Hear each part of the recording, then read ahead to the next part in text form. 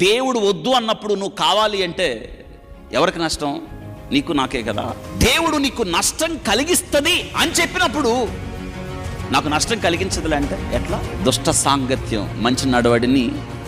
ఈరోజు సంఘంలో ఉంటా, నేను ఈ 4 గోడల మధ్య ఉంటా. సంఘములో దేవుని చేత నాటబడిన ద్రాక్షావల్లిగా నువ్వు ఉండి లోకంలో అన్యులతో, పాపం చేసే వాళ్ళతో, దుష్టులతో, దుర్మార్గులతో, రక్షణ లేని వారితో, దేవుడంటే భయము లేని వారితో నీవు ఫ్రెండ్షిప్ చేస్తే ఎలా? వ్యభిచారునులరా, ఈ లోక స్నేహం దేవుని దృష్టికి కదా. అందరు చేసినట్టు మనం చేయలేం కదా.